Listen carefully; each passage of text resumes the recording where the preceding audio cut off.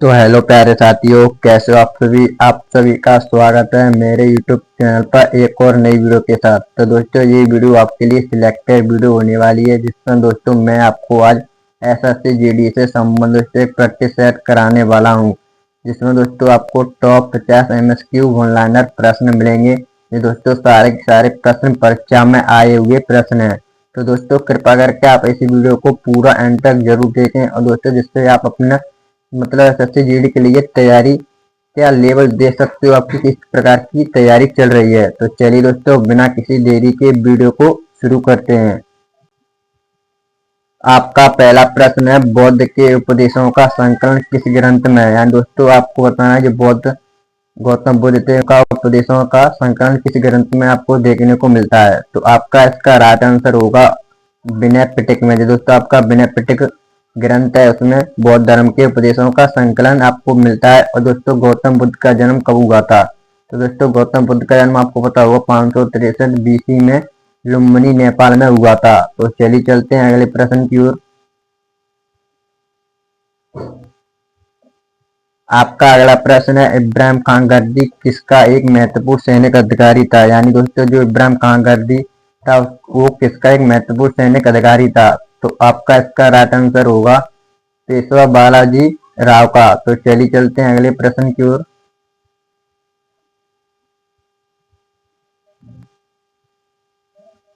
आपका अगला प्रश्न है, तैमूर ने किस सुल्तान के शासनकाल में भारत पर आक्रमण किया था। तो आपका इसका राइट आंसर होगा नासिरुद्दीन मोहम्मद। जो दोस्तों तैमूर था, उसने भारत पर शासन जो आक्रमण किया था, उस टाइम भारत पर शासन नासिरुद्दीन मोहम्मद कर रहा था। तो चलिए चलते हैं अगले प्रश्न की ओर। आपका अगला प्रश्न है, सैयद वंश का संस्थापक कौन था। आपको बताना है जो सैयद वंश है, इसका संस्थापक कौन था। तो आपका इसका राइट आंसर होगा खिज़िर खां। तो चलिए चलते हैं अगले प्रश्न की ओर। आपका अगला प्रश्न है, लॉर्ड कॉर्नवालिस ने स्थायी बंदोबस्त यानी उससे जिसे परमानेंट सेटलमेंट किसके साथ किया था। तो आपका इसका राइट आंसर होगा जमींदारों के साथ। तो चलिए चलते हैं अगले प्रश्न की ओर।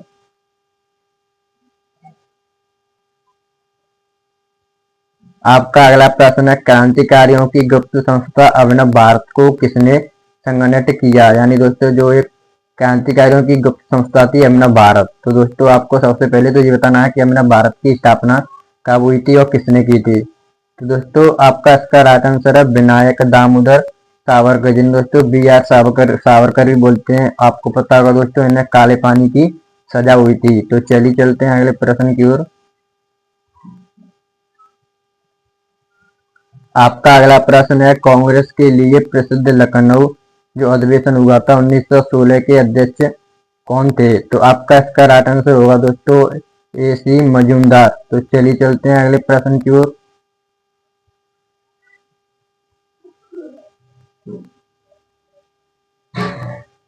आपका अगला प्रश्न है, सुभाष चंद्र बोस को देश नायक किसने कहा था। यानी दोस्तों आपको बताना है कि सुभाष चंद्र बोस को देश नायक किसने कहा था। तो आपका इसका राइट आंसर है रविन्द्रनाथ टैगोर ने दोस्तों सुभाष चंद्र बोस को देश नायक कहा था।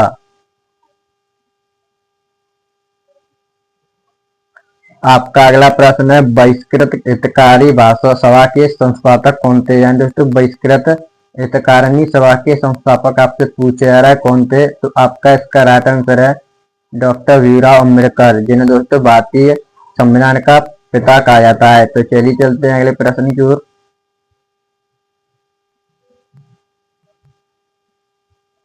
आपका अगला प्रश्न है, किस घटना से शुद्ध होकर रविन्द्रनाथ टैगोर ने नाइटहुड की उपाधि ब्रिटिश सरकार को लौटा दी थी। यानी दोस्तों आपको बताना है कि किस घटना के शुद्ध होकर जो रविन्द्रनाथ टैगोर थे, उन्होंने नाइटहुड की उपाधि ब्रिटिश सरकार को लौटा दी। तो आपका इसका राइट आंसर है दोस्तों जलियांवाला बाग हत्याकांड। दोस्तों आपको पता होगा ये कब हुआ था। तो ये दोस्तों आपका 1919 ईस्वी को दोस्तों अमृतसर में हुआ था। तो चलिए चलते हैं अगले प्रश्न की ओर।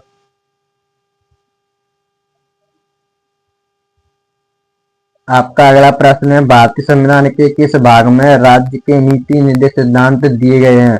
तो आपका इसका राइट आंसर है भाग 4 में दोस्तों अनुच्छेद 36 से 51 तक। और ये दोस्तों किस देश के संविधान से लिए गए हैं। तो ये दोस्तों आयरलैंड के संविधान से लिए गए हैं। तो चलिए चलते हैं अगले प्रश्न की ओर।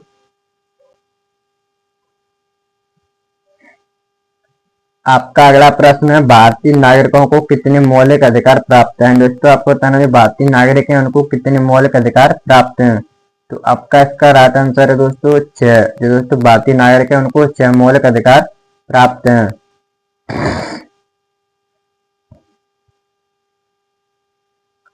आपका अगला प्रश्न है, कलकत्ता, बम्बई और मद्रास में उच्च न्यायालयों की स्थापना कब की गई थी। अब आपको बताना है दोस्तों जो कलकत्ता, बम्बई, मद्रास में उच्च न्यायालयों की स्थापना कब हुई थी।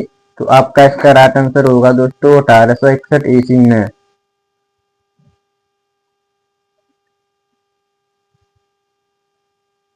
आपका अगला प्रश्न है, किसी राज्य में विधान परिषद को किस प्रकार समाप्त या अथवा स्थापित किया जा सकता है।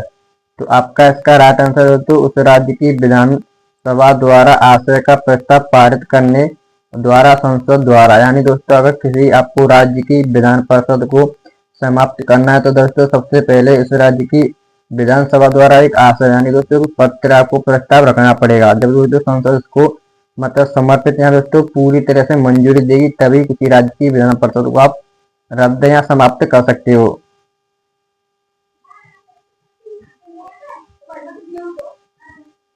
आपका अगला प्रश्न है, संसद के संयुक्त अधिवेशन की अध्यक्षता कौन करता है। यानी दोस्तों आपको बताना है संसद के संयुक्त अधिवेशन होते हैं उनकी अध्यक्षता कौन करता है। तो आपका इसका राइट आंसर होगा लोकसभा स्पीकर। तो चलिए चलते हैं अगले प्रश्न की ओर।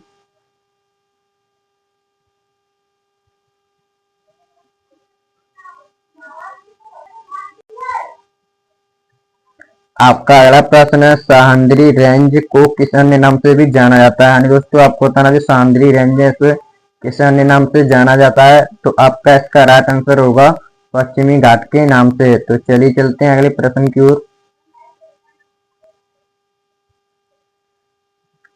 आपका अगला प्रश्न है, कील नहर किन दो समुद्रों को जोड़ती है। यानी दोस्तों जो आपकी कील नहर है वो किन दो समुद्रों को जोड़ती है। तो आपका इसका राइट आंसर है बाल्टी सागर और उत्तर सागर को। तो चलिए चलते हैं अगले प्रश्न की ओर।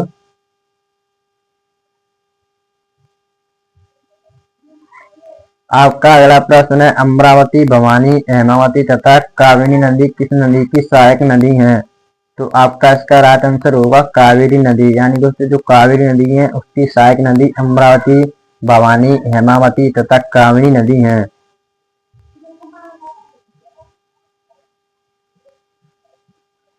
आपका अगला प्रश्न है, नींबू में मुख्यतः कौन सा एसिड उपस्थित होता है। यानी दोस्तों आपको बताना है कि नींबू में मुख्य रूप से कौन सा एसिड है वो पाया जाता है। तो आपका इसका राइट आंसर होगा साइट्रिक एसिड। तो चलिए चलते हैं अगले प्रश्न की ओर।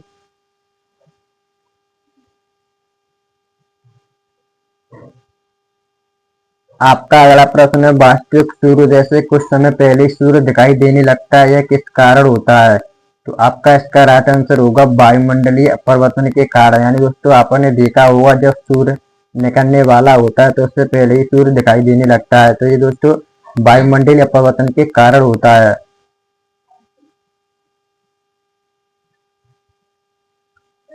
आपका अगला प्रश्न है, भोजन में लोहे की कमी कौन सा रोग हो जाता है। दोस्तों भोजन में लोहे की कमी होगी तो कौन सा रोग होगा। तो आपका इसका राइट आंसर है एनीमिया। तो चलिए चलते हैं अगले प्रश्न की ओर। आपका अगला प्रश्न है, बाइसेनोसिस बीमारी क्या होती है। दोस्तों आपको बताना है जो बाइसेनोसिस बीमारी है वो क्या होती है। तो आपका इसका राइट आंसर होगा दोस्तों फेफड़ों से संबंधित यह बीमारी है। तो चलिए चलते हैं अगले प्रश्न की ओर। आपका अगला प्रश्न है, जल में पानी का बुलबुला किस भांति व्यवहार करता है। यानी दोस्तों जो पानी में बुलबुला होता है वो किस प्रकार व्यवहार करता है। तो आपका इसका राइट आंसर है अवतल लेंस की भांति। तो चलिए चलते हैं अगले प्रश्न की ओर। आपका अगला प्रश्न है, पीतल के निर्माण में कौन सा धातु प्रयुक्त होता है। दोस्तों आपको बताना है जब पीतल का निर्माण करना है तो कौन कौन से धातु का प्रयुक्त करना होगा। तो आपका इसका राइट आंसर होगा जस्ता और तांबा। तो चलिए चलते हैं अगले प्रश्न की ओर।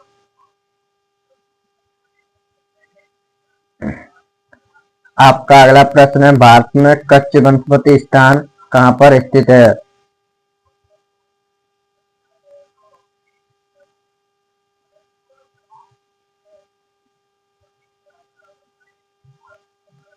आपका अगला प्रश्न है सुंदरबन कहाँ पर स्थित है। आपको बताना जो सुंदरबन है वो कहाँ पे है, तो आपका इसका राइट आंसर होगा दोस्तों पश्चिम बंगाल में। तो चलिए चलते हैं अगले प्रश्न की ओर।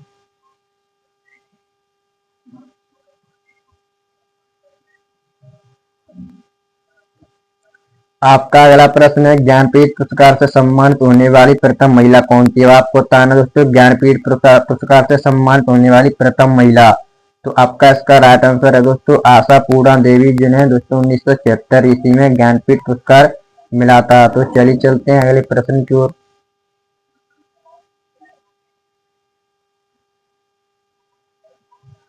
आपका अगला प्रश्न है विश्व स्वास्थ्य संगठन का मुख्यालय कहाँ पर है। जैसे जिसे वर्ल्ड हेल्थ ऑर्गेनाइजेशन बोलते हैं, उसका जो मुख्यालय कहाँ पर है, तो आपका इसका राइट आंसर होगा दोस्तों जिनेवा, स्विट्जरलैंड।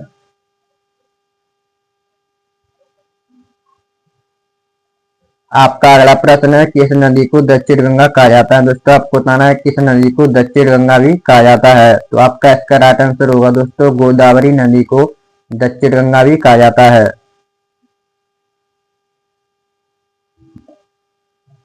आपका अगला प्रश्न है भारत का प्रधानमंत्री हो सकने के लिए न्यूनतम आयु कितनी होनी चाहिए, तो आपका इसका राइट आंसर है दोस्तों 25 वर्ष।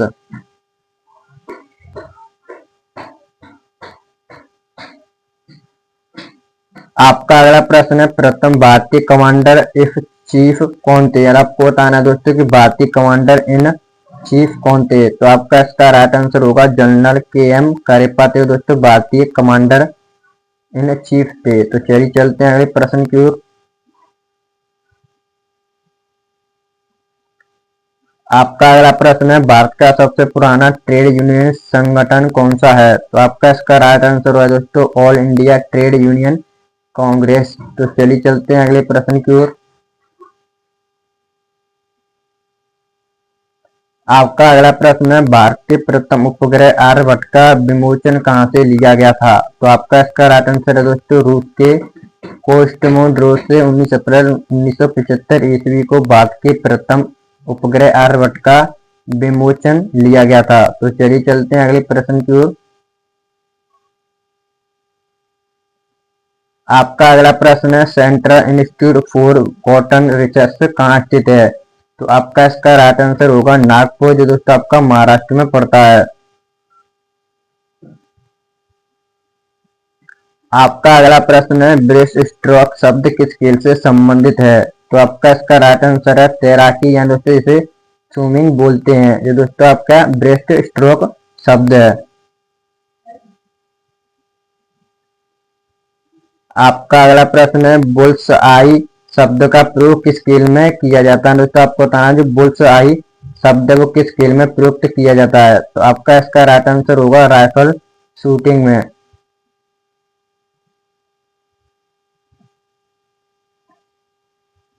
आपका अगला प्रश्न है न्यूक्लियर नॉन प्रोफेशनल ट्रीटी किस वर्ष से प्रभावित हुई, तो आपका इसका राइट आंसर है 1970 ईस्वी से।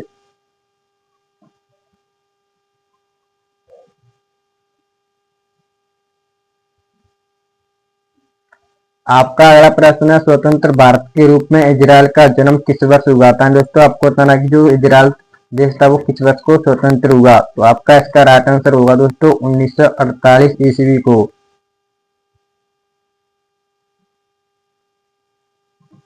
आपका अगला प्रश्न है कौटिल्य का अर्थशास्त्र किस विषय से संबंधित या उत्कृष्ट ग्रंथ है, तो आपका इसका राइट आंसर होगा दोस्तों राजनीतिक दर्शन से।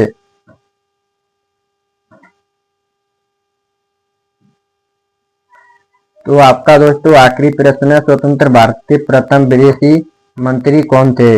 आपको बताना है स्वतंत्र भारत के प्रथम विदेशी मंत्री, तो आपका इसका राइट आंसर है जॉन मथाई। ये दोस्तों आपके जॉन मथाई थे, वो स्वतंत्र भारत के प्रथम विदेशी मंत्री थे। तो दोस्तों आज की वीडियो हमारी यहीं पर समाप्त होती है। अगर आपको वीडियो अच्छी लगी हो तो वीडियो को एक प्यारा सा लाइक और चैनल को सब्सक्राइब कर लेना, जिससे दोस्तों सबसे पहले आपके पास वीडियो का नोटिफिकेशन पहुंच सके। तो चलिए चलते हैं अगली वीडियो में मिलेंगे। जय हिंद जय भारत।